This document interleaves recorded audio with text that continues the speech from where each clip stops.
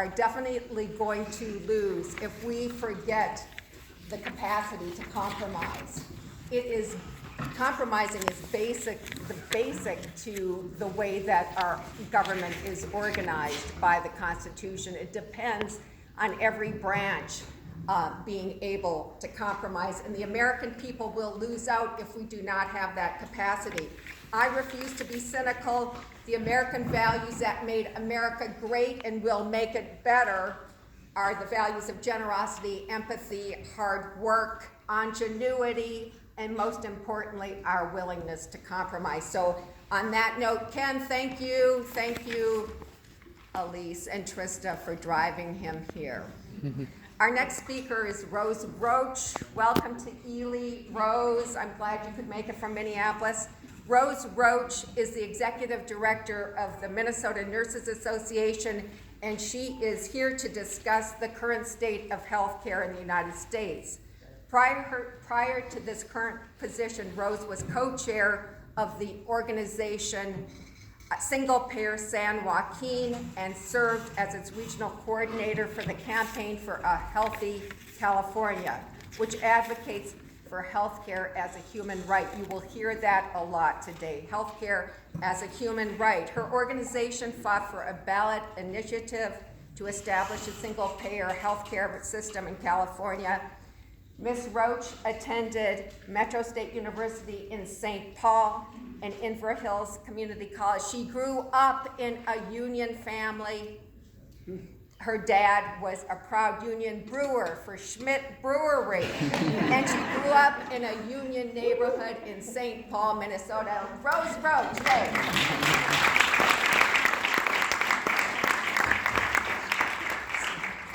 I can see if I can get this on here. Make it work. All right. Well, good afternoon, fellow patients. That's the way I like to greet everyone, because it's true, right? We are all patients at some point. So I want to do one disclaimer and let you know that I am not a nurse myself. I am just very blessed to be ending my career in the labor movement, over 30 years of that, with working for and with nurses.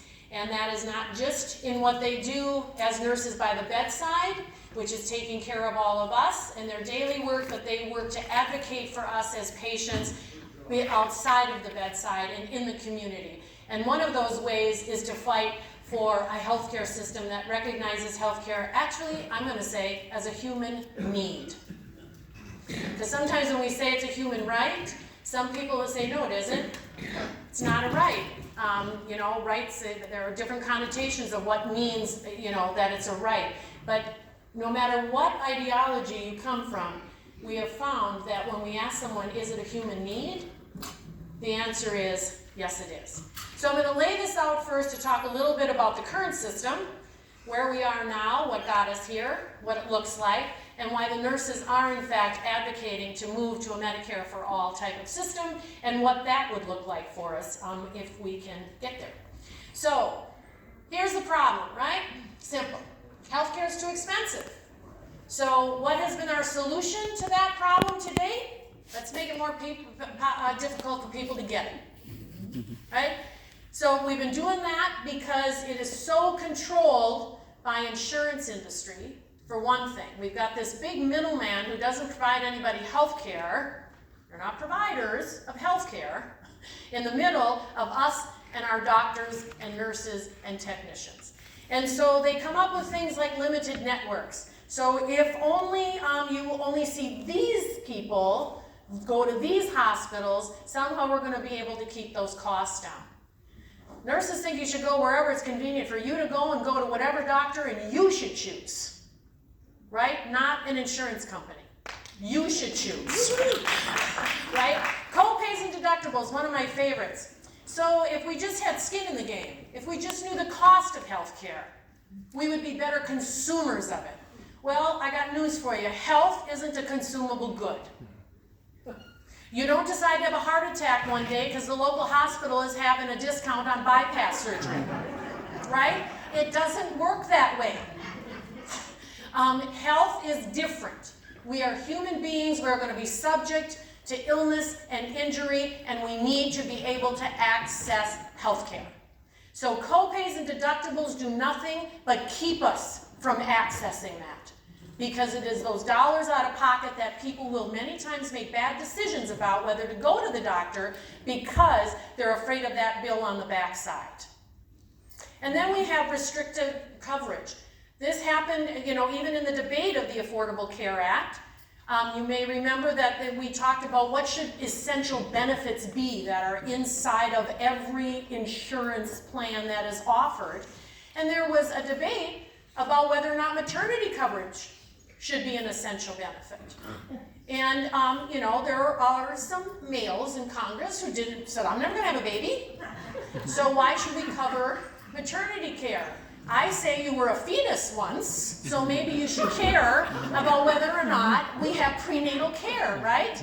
Because that matters. That matters. So restricting coverage doesn't help us control costs. It doesn't help us get to the bottom line of containing costs. And if there are anybody practicing medicine here, whether you are a physician or a nurse or a chiropractor or whatever, dentist, you know that this is something you're going through constantly. Prior authorization. So you're in a room with your patient, you've diagnosed something, and you have to spend hours. Right now they're saying doctors are spending about 2 hours on the administrative work with every hour they spend with a patient. That seems to be kind of silly. So we got 40 years of reform, and what has it done? It's made it more difficult for us to actually get care. So the result is that as Americans, we're using less care, but we're spending twice as much as other countries, and we have worse health outcomes for it. And this is a big part of the reason why. That plane there, or whatever it is, helicopter, is the U.S. healthcare system, and they said on the side, we tried every fix the insurance companies allow, but it still won't fly. Right? Nurses are kind of done with trying to tweak the edges, because it has not been working. It's time to have an actual patient-centered, humane healthcare system that looks at our health in this country, right, instead of the profit. So, you know, they say that we go to the doctor too often. No, we don't. U.S. patients actually skip care much more often in this country than in other industrialized nations in the world. And yet, look at this. This is, you know, our spending on health in this country. Almost $11,000 per person, but we all know not every person has health care. 30 million still remain uninsured in this country. We're still paying that amount for everyone, whether you have it or not. And what I think is most surprising to a lot of people is that when you look at that, the yellow line there is how much is that already is public dollars. There's more public dollars in our healthcare system than there is commercial private dollars. And let me break that down a little more for you. So 2/3 of all health spending is already public. Medicare, Medicaid, the VA, right? Public health, government workers. If you do work for the county, the city, the school district, the federal government, you probably have a health insurance benefit. And guess who pays for that? The taxpayers, right? Because we pay the money that runs our government programs. And you've got, of course, the tax subsidies now that go along with the Affordable Care Act. So we practically have a public system, or paying for one, we just don't have one. So, talk about workers, right? Long-time labor person. So this is becoming an incredible beast around the neck of labor. We can't bargain health benefits anymore. We have a common enemy, actually, with our employers on this, because employers will tell you they're pretty tired of being ripped off by what's going on in trying to provide health insurance benefits to their employees, because they want to do the right thing. They want to have healthy employees and have morale high, right? Because they're a good employer. So what you've got there at the very bottom is you've got overall inflation, right? The light blue is workers' earnings, then the darker blue one is workers' contributions to premiums, and then you've got the health insurance premiums themselves. That crocodile mouth is not sustainable in our economy. It's just not. It's a failed strategy, and I'll get a little bit I don't know, progressive or whatever here and say, I really do believe that this has become a tool that is being used in the class warfare that we are engaged in as workers in this country. They are stealing our wealth through this product. They are stealing our wealth. I mean, think about it. How many of you have gone to a bargaining table if you've been with a union and they put, there's always X amount of dollars that are available. Where does way too much of that money go these days? Everybody's worried about that insurance premium. It causes wage stagnation in this country. That's not good for our economy as a whole, right? So just to give you an idea, for those workers who don't have access through an employer-based program and they go onto the exchange, you can see, so what I want to just point out, oops, sorry, I hit the wrong one. So everything is, it's this bronze plan, silver plan, gold plan, platinum plan, right? Which makes me a little crazy for a lot of different reasons because I don't think people's lives coordinate with precious metals. I don't know what that's all about. But nonetheless, because it sounds like someone who can afford platinum has the right to have a better life and access to health than someone who can afford bronze, right? That seems crazy. So you get a subsidy so that you are only paying $276 per month for your premium, and the government is subsidizing the rest of that, which is on average of the average income, household income, about 6.62%. The problem is that the plan is got actuarial values. You know what that's all about? It's a 70-30 plan or an 80-20 plan. So that means the company's picking up 70%, the insurance company, and you're picking up 30%, right? Well, when you start to factor in all of the out-of-pocket costs in addition to what you're paying for the premium, now all of a sudden that average amount coming out of that household income is closer to almost 30% instead of 6.62%. How can we keep up with that anymore? How can anybody be spending 30% of their household income on health and have much left over for food and transportation and mortgages? God forbid we have any life-work balance, right, in this country and be able to take vacations and do some fun stuff. You are looking at a situation where employee portions, when you've got the employer paying part and the employee paying another part, employees are paying around $11,600. The employer is, the total at $15,000. So that's a family plan average at about $27,000 a year is the average for a plan. When you start factoring that out-of-pocket payroll deduction and what the employer puts in that, I mean, my goodness, the median income is, $56,000, and this is before taxes. If you're at $15 an hour, it's only $31,000, and if you are at minimum wage for a small employer in Minnesota, it's only $16,000. How do you afford $27,000? Or even if your employer is picking up $15,000, you're still at almost $12,000. It's just becoming untenable. And we've seen a 213% increase in premiums since 1999 and a 242% increase in workers' contributions since 1999. This is this cost shifting that's going on to the backs of workers. And oddly enough, really disturbing, in the last 3 years in this country, the richest country in the world, our life expectancy has gone down for the 3rd year in a row. And I will tell you a big reason for that is because of a cost barrier. People don't go because they are afraid of the cost on the back end.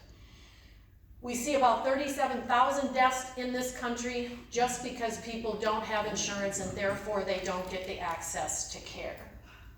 So this is a couple of graphs I'm just going to throw at you. You know that underinsurance is a big part of the issue. So you've got the plan, but it's got a $7,000 deductible. Not a lot of people have $7,000 laying around every single year. If God forbid something does happen that they have to, access health care. So we've got underinsurance is becoming a huge issue for people. Sorry. And then these high deductible health plans, which is what I was just referring to. So folks are, because everybody's got $10,000 to just shove away every year into a health savings account, right? Yeah. That's no problem. And then we've got insurance companies now buying up banks so they can get some interest and money off of the back end of HSAs, health savings accounts. It's become a bit of a cottage industry. And of course we have this issue with many plans now paying nothing if you're doing out-of-network care. This is a critical issue these days. So you get the book that tells you every place you're supposed to go, right, that you can go, that's in network, and you go there and you're in an emergency situation and you go into the ER and suddenly you still get a bill because the physician that worked on you in the emergency department wasn't in network. Like you're supposed to be laying on the gurney, right? Wait, I don't know, are you in network? If you're not, don't touch me. I mean, again, this is our health we're talking about. You don't think that way when it's literally about your life, life or death, right? And we see that manifest itself in where drug, deductibles to get medications, people start doing what? They use less, they start to ration. I have the privilege of serving on Attorney General Ellison's Lowering Pharmaceutical Drug Prices Task Force, and one of the co-chairs of that task force is Nicole Smith-Holt. I assume most of you probably have heard about Nicole. Her 26-year-old son died of type 1 diabetes in America because he was $300 shy of his $1,300 that he needed for his month's worth of insulin because he had turned 26 and therefore was no longer on his mother's plan, and he had not started a job yet that his insurance was available, and so she found him dead in bed 3 days before he would have had that $300 to afford his insulin. That should not be happening in America. And of course, I just think this is interesting. A lot of us know that Medicaid, medical assistance it's called here in Minnesota, we think, well, that is for the working poor, and it very much is. Well, look at the industries that we cover, employees in. Restaurant, food service, construction, schools, grocery stores, and look at that. 354,000 recipients of Medicaid work for a hospital, right? So if we listen to the industry and we say, well, why does it cost so much for healthcare in this country? They will tell us, I'll sum it up this way, we're old, we're fat, and we're expensive. It's our fault, right? It's our fault for using it. It's our fault because we don't exercise enough. We don't eat enough fruit and vegetables. Well, we could probably do better on all that stuff, don't get me wrong. I know I certainly could. But is it really the major cost drivers in the system? Well, let's take a look and see, right? Do we smoke more than other industrialized nations that have some form of nationalized health care that people can access? And they're all different. All over the world, they're all different. And there's no perfect system, I will tell you that right now. But we could do a heck of a lot better than we're doing now. So we don't smoke more. We are not, as a percent of our population, older. We get this a lot. Well, it's because everybody's old. And they're all in Medicare. Right? And then people say, Medicare, we don't want to go to Medicare. Medicare is really expensive. Yes, because it's a pool of older sick people. And I'm 3 years away from Medicare, so I want you to know, I'm not picking on it. It's just the fact of the nature is, that's the whole theory of pooling, is you've got to have, even if you talk to insurance people, you've got to have the healthy with the not so healthy, the young with the not so young, in order to balance out the costs in that system. That's why we need one gigantic pool in order to get a control on the costs. We don't go to the doctor more often, not by a long shot. And as I said earlier, doctors, nurses will tell me constantly, it is chart rows. All we do is sit as a computer. We are not spending as much time at the bedside as we would like to with our patients. And the bulk of doing this chart stuff isn't about our health outcomes. It's about coding to get paid. Right? Yes, there's room for technology, certainly, and there are some good things and advances that have happened with that, but most of this stuff is about coding. I was also on Governor Dayton's healthcare financing task force, and we had a physician who had a small community clinic, and he said he just hired 2 RNs who will never touch a patient. They'll just be at a computer. And he would so much rather have them working out in the community, helping people make sure they're staying on top of their asthma, their diabetes, whatever. So social determinants of health, of course, are a big issue. Poverty drives health outcomes. Racism drives health outcomes. Immigration status drives health outcomes. Unaffordable housing drives health outcomes. The time that a physician spends with us in the doctor's office is 10% of our actual health. So we could do better on a lot of different things. You know, having a better healthcare system won't in and of itself fix it all, because it is true that social determinants of health matter as well. So what is driving those costs? I will tell you that about 30 cents of every dollar in the healthcare system doesn't go to healthcare. And that doesn't mean just the insurance companies. I'm talking about administrative as a total. At Duke, there's a hospital at Duke University. It's a 962 or something bed hospital. They have 1,600 people working in their billing department. They don't have that many nurses on staff. Right? Yeah. I mean, I was in Canada last year around this time, meeting the Saskatchewan nurses to talk a little bit about the Canadian system, and which again, not perfect. There's flaws up there, and they talked about the good and the bad and the ugly and all of that kind of thing. But we went through a hospital, and I said, "So where's the billing department?" And they were like, I mean, they looked at me like I was crazy or something. Like, what are you talking? Like Sally over there? You mean? She like doesn't like when you guys come up here because she has to process an invoice because it doesn't work that way, right? They're funded under global budgets. And I want to say, just in case I forget, that's how we say rural healthcare and rural hospitals under Medicare for All, because it'll be based on community need and regional health planning, and that is why we want global budgets and capital budgets, so it isn't just about building the biggest, fanciest one in a place that's heavily populated, it's actually getting healthcare to the communities that need it, right? So this gives you an idea what I was just talking about. The yellow line on the bottom shows you over almost, 40, 50 years, how many physicians are entering our healthcare system on a regular basis. Increase of about 100%, which is great, but it's over 3,000% of managers and administrators that are entering the system. This is sort of backwards, right? I think we want it the other way. And then we have these characters. So you can see here, Fortune 500 median on profit is the yellow line, and then the red is the drug companies. Don't kid yourself. This is not about research and development and innovation and all of that good kind of stuff that they want to say it's about. Most of our public entities create our drugs. The pharmaceutical companies buy them, and then they have to what? They have to make a profit because they are for-profit companies. They trade on Wall Street. That's what you have to do legally when you trade on Wall Street. That becomes incongruent when it comes to somebody needing that medication to survive. This is why it's a problem to run healthcare in that kind of a system. Doesn't mean we don't want to be innovative, doesn't mean we don't want to encourage, cures and things like that. We can do that without this going on.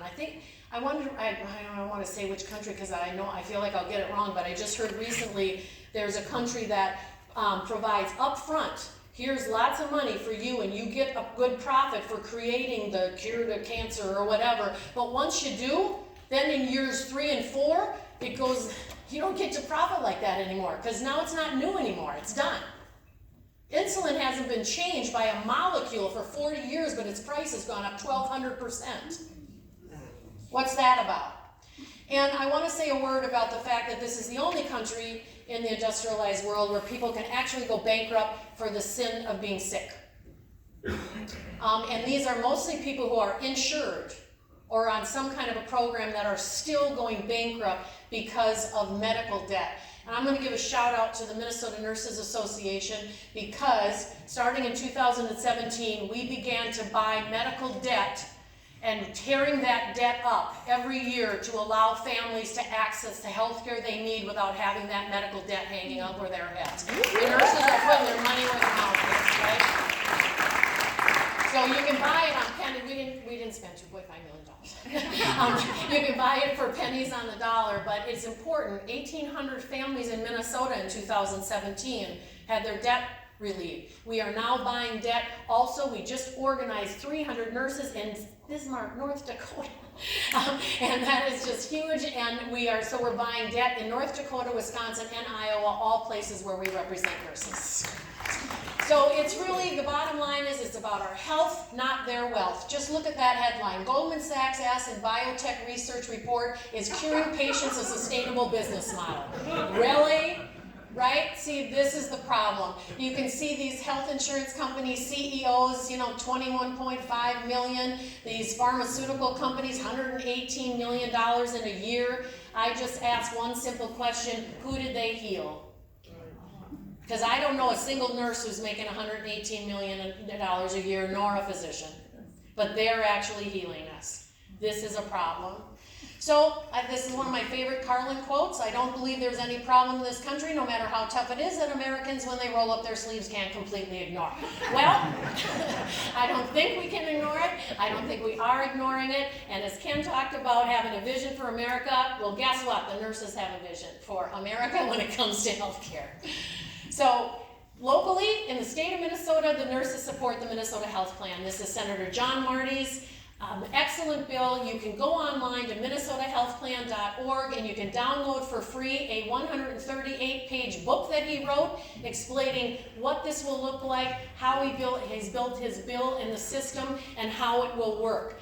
He bases it on simple principles that everybody should be covered, everybody in, nobody out, that all medical needs should be covered. Isn't this funny in this country that we don't think your vision or your dental or your mental health or your long-term care is part of your health? That's crazy. Health is health. We want patients to be able to choose their doctors and hospitals. We reduce costs not by denying care, but by actually cutting back on administrative waste. It's affordable to everyone because it's premiums based on income, focusing on preventative health, making sure we don't have waiting lines, and that we maintain our leadership in Minnesota in medical care and research and technology. We pay providers fairly and timely, and that it's a system that we can actually understand how the payment is going to go, right? So it's pretty simple how it works. Uses all the existing providers. All the Minnesotans are covered. You get an MHP card, Minnesota Health Plan card, instead of a Blue Cross Blue Shield or a Medica or a whatever. It's full coverage when you're traveling out of state. Again, it's income-based. Employers wouldn't need to shop around and have to deal with, insurance plans every year. Providers can negotiate their rates for reimbursement, and that will be governed by a board that's democratically selected. No more CEOs with multi-million-dollar compensation, and then they will administer the health system according to those principles that I showed you on the first slide, and they're going to negotiate prices. Because if you try to find out the price of healthcare these days, good luck on anything. Because it can range from $10,000 to $60,000 within like 50 miles of one another. At a hospital, and then insurance companies, of course, have different rates for different plans.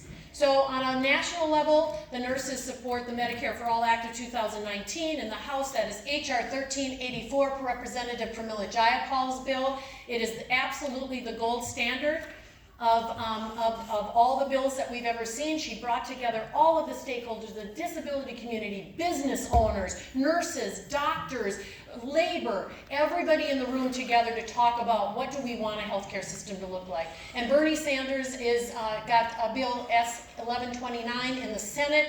Bernie does a couple of little things that we got to sort of push Bernie on, because he doesn't do global budgets. He continues to use these goofy little payment mechanism things that are not working effectively right now at all. So I want to say a word, since I'm a labor unionist, that this type of a system would indeed benefit workers. We are losing ground on this issue constantly. It would be nice to get it off of the table and start bargaining again for pensions.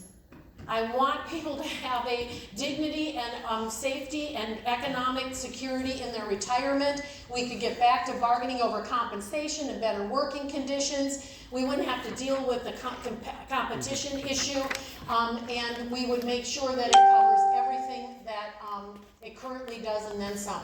There are different things out there, just please be aware. Medicare for all. All the other ones fall short of that, and the nurses just don't want to bargain from our bottom line. We want to start with the gold standard. Not saying we wouldn't be willing to look at compromising, but let's start where we want to on our values and go from there. So this is what the current system kind of looks like.